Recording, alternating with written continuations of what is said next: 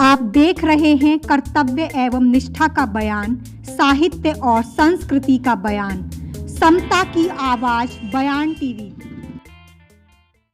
नमस्कार, मैं साक्षी गौतम और आप देख रहे हैं बयान टीवी। हेमंत सिंह की पुस्तक शब्द मोर्चा का लोकार्पण एवं चर्चा 8 अप्रैल 2023 को फूले अंबेडकर मिशन प्रचार मंच द्वारा डॉक्टर अंबेडकर भवन, रानी झांसी रोड, नई दिल्ली में हुई।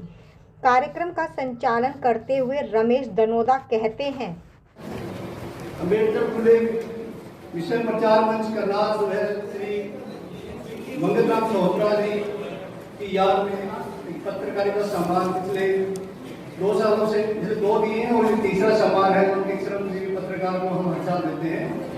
उनका जन्मदिन 14 अप्रैल को होता है, तो आमतौर पर 14 अप्रैल के आसपास एक कार्यक्रम इसलिए करते हैं कि 14 अप्रैल को वो बहुत सारे कार्यक्रम हो जाते हैं, तो लोग वहाँ पे बाबा साहब की को याद करने के लिए दूसरी जगहों पर इकट्ठे होते हैं, तो कार्यक्रम फिर हम लोग उसको डिस्टर्ब नहीं करना चाहते, इसलिए इस कार्यक्रम को हम उसके आगे पीछे कर लेते हैं। तो आज हमने इन दोनों कार्यक्रमों को जोड़ के आप सभी लोगों से अनुरोध किया था कि आप आए। मंच पे बैठे हमारे बहुत सम्माननीय साथियों और दिल्ली तथा करनाल और पानीपत से सभी साथी, मैं बोलूंगा नहीं, चोट लगी हुई है लेकिन ड्यूटी लगाई गई है, तो आप सबका मैं हृदय से बहुत बहुत धन्यवाद करता हूं तथा स्वागत करता हूं। हमारे बच्चे सामने मुस्कुरा रहे हैं, बड़ा अच्छा लगता है। अब तक हम करनाल में कार्यक्रम करते आ रहे हैं, आज दिल्ली में बहुत अच्छा अनुभव है कि दिल्ली में इतने लोगों को इकट्ठा करना हेमंत जी और राठौर साहब की मेहनत है। साथ में इन्होंने बहुत परिश्रम किया है आप लोगों को यहाँ लाने के लिए, उसके लिए आप सबका बहुत बहुत धन्यवाद, शुक्रिया। जय भीम।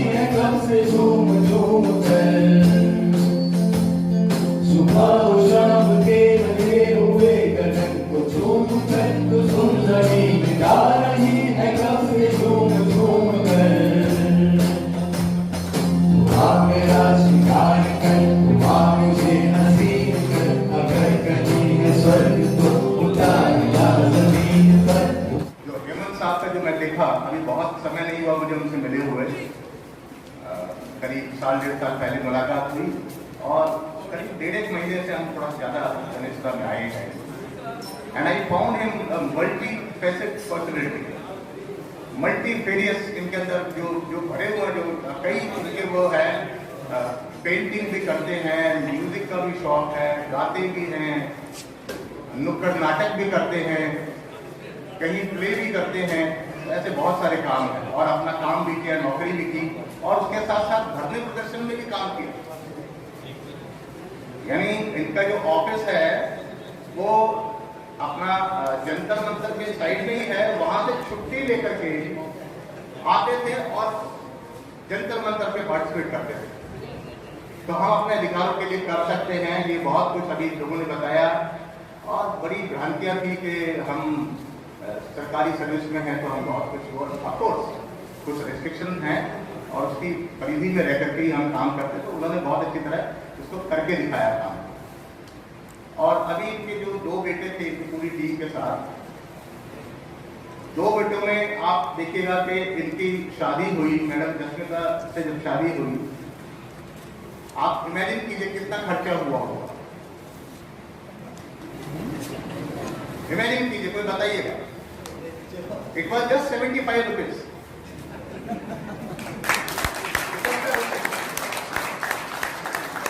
₹70 खर्चे में उन्होंने शादी की and his son broke his record.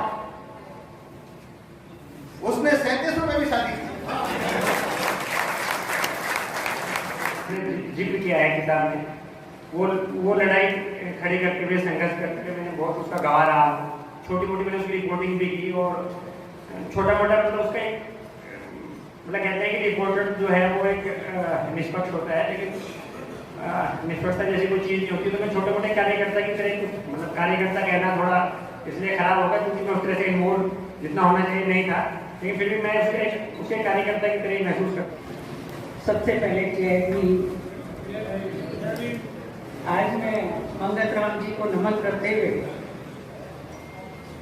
इस शब्द मोर्चा का जो विमोचन है उसको लेके मैं सिर्फ संक्षेप में कहूंगी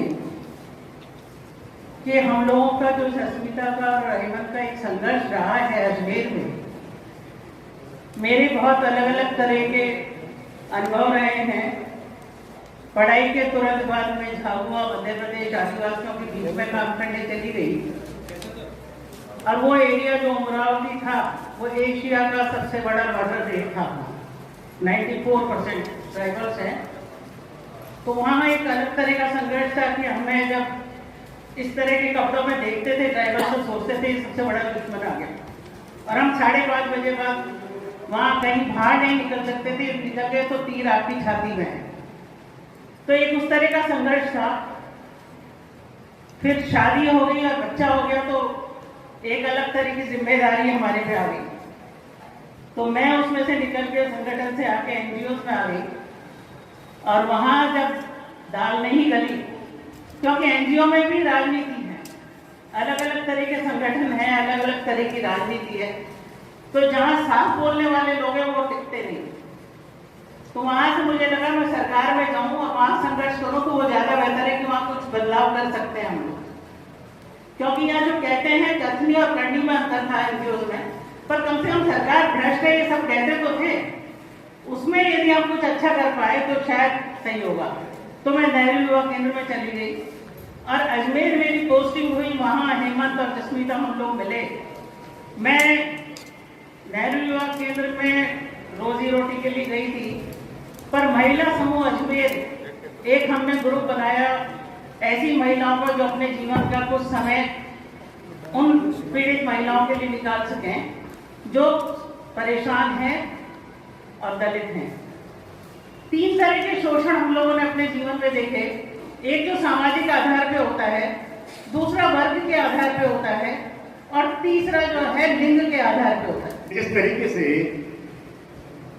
हेमंत भाई उभरे हैं बिल्कुल जमीन से, उसी तरीके से हमारे बीच में जो बैठे हुए हैं हमारे मुकेश जी और हमारे मूलपुरिया साहब, बिल्कुल उसी निचले प्लेटफॉर्म से इस कदर ऊपर उठे हैं, और ये सारी है अपनी मेहनत, सब पूरी अपनी मेहनत। तो हमारा यही कहना है कि बिजनेस कीजिए, अपने बच्चों को बिजनेस में लगाइए, लेकिन उससे पहले अपने बच्चों को शिक्षा दीजिए, ऊंची शिक्षा। ये सबसे पहले प्राइमरी थिंग है।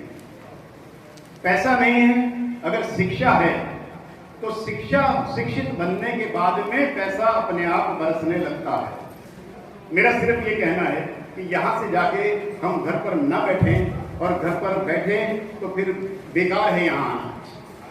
आप चलिए, आप कम्युनिटी के बीच में चलिए, आप उन बच्चों को तलाश करिए कि जो बच्चे उभरना चाहते हैं और उभर नहीं रहे, बिल्कुल उभर नहीं रहे, लेकिन वो उभरना चाहते हैं, उनको कोई तलाश है, उनको एक मार्गदर्शक की, मार्गदर्शक उनको मिल नहीं रहे। हमारी लीजेंडरी हैं वो अपने में व्यस्त रहती हैं, हमारे सिस्टम हैं वो अपने में व्यस्त रहते हैं। इसीलिए मेरा ये कहना है कि आप हैं तो इस जमीन से प्यार करिए, आप हैं तो इस कम्युनिटी से प्यार करना सीख जाइए। आप ये मत सोचिए कि मैं बन गया हूँ, मैं बन गया तो मैं सिर्फ मेरे परिवार को बना रहा हूँ और इससे आगे मैं चल ही नहीं रहा, मुझे इससे आगे चलना है। है उसका लोकार्पण हो रहा है। मैं विशेष रूप से इसीलिए आया था जब मैंने देखा कि पुस्तक का विमोचन है। हमारी समता सैनिक दल की यहीं पे अभी मीटिंग चल रही थी, आदरणीय नरेंद्र कुमार साहब बैठे हैं, उन्होंने समता सैनिक दल में बड़ा सहयोग रहा है। हेमंत के साथ मेरा 20-22 साल पुराना रिश्ता रहा। हेमंत शुरू से ही अम्बेडकरवादी आंदोलन से जुड़े रहे हैं, और मैंने अपने सियासी जिंदगी की शुरुआत वामपंथी आंदोलन से, मैं वामपंथी आंदोलन का कार्यकर्ता हूँ। मतों की भिन्नताएं थी हम लोग के बीच में, लेकिन संवाद कभी रुका नहीं और हम लोग एक दूसरे से सीखते गए, एक दूसरे की सक्रियताओं से सीखते गए। तो शब्द चर्चा के बहाने जो तमाम अनुभव बयान किए हैं हेमंत ने, बहुत सारा सीखने को मुझे और हमारे तमाम साथियों को मिला है। एक निश्चित एक लंबा अरसा बीत गया है और आप अगर उस दौर की झलक पाना चाहते हैं तो मैं आपसे गुजारिश करूंगा उस किताब को जरूर पढ़ें, क्योंकि उसमें हो सकता है कि आपको उसमें कुछ बातें पुरानी लगे, लेकिन आप 20 साल का एक फलक आपके सामने याद आ सकता है कि कौन कौन से ऐसे सवाल हैं और जो आज भी इनमें से जिंदा सवाल, तो आज भी जरूरी सवाल है, तो उन पर आप गौर करेंगे। मेरी गुजारिश आपसे है कि आप जरूर किताब को देखें, पढ़ें और लोगों को पढ़ाएं। एक अहम सवाल उन्होंने जो उठाया है अपने किताब में, अम्बेडकरी आंदोलन की अपनी यात्रा का सवाल उठाया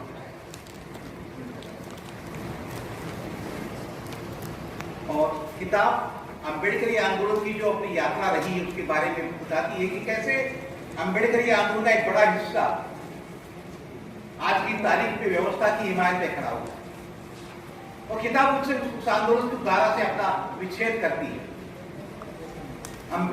हेमंत हिंदुत्ववादी ताकतों के साथ जो दलित आंदोलन की धारा की जो नजदीकी है उस पर भी इस किताब में सवाल उठाते हैं और एक जगह वो लिखते हैं कि दलित उभार को ब्राह्मणवादी पूंजीवादी पार्टियों ने निगल लिया है।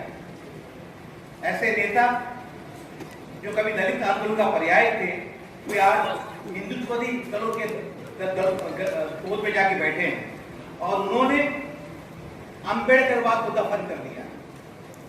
वो एक दूसरे लेकर चिंता प्रकट करते हैं कि किस तरह समूचे अम्बेडकरी आंदोलन में जाति के समूल विनाश का सवाल, जिसके लिए डॉक्टर अम्बेडकर का एक प्रमुख काम उनका था, उनका हस्तक्षेप था, तो आज वो सवाल छूट गया है अम्बेडकरी।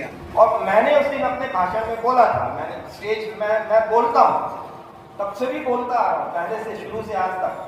जैसे हेमंत जी ने कहा था, हेमंत जी का जब इंट्रोडक्शन दे रहे थे और हेमंत जी ने भी कहा कि सरकार में रहते हुए भी हम अपने अधिकारों के लिए तो बात कर ही सकते हैं। तो इसीलिए मैं तो उस दिन मैंने बोला था, हम रिजर्वेशन आप खत्म करना चाहते हैं, आप खत्म कीजिए, पर उससे पहले आप लेवल प्लेइंग फील्ड बनाइए। और लेवल प्लेइंग फील्ड कैसे बनेगी? माँ के गर्भ से, क्योंकि बच्चे का दिमाग जो पूरा का पूरा विकसित होता है माँ के गर्भ में विकसित होता है। उसको यदि अच्छा पौष्टिक आहार मिले, प्रोटीन्स मिले और विटामिन और मिनरल्स मिले, कब? गर्भावस्था के दौरान। पॉलिसी क्या बनाए, प्रोग्राम क्या बनाए? गर्भावस्था के गर्भ के बाद जो महिलाएं बच्चों को जन्म दे देती हैं उनके लिए पौष्टिक आहार की, जबकि बाबा साहब ने हमारे संविधान के अंदर जो directive principle of state policy में बड़ा क्लियर लिखा था पौष्टिक आहार बच्चों के लिए। तो सबसे पहला लेवल प्लेइंग फील्ड होना चाहिए माँ के गर्भ से, ताकि बच्चे का दिमाग पूरी तरह से विकसित हो। क्यों पीछे रह जाते हैं हमारे बच्चे पढ़ाई लिखाई में? वो इसीलिए रह जाते हैं कि बच्चे का दिमाग ही पूरा विकसित नहीं हो पाता है।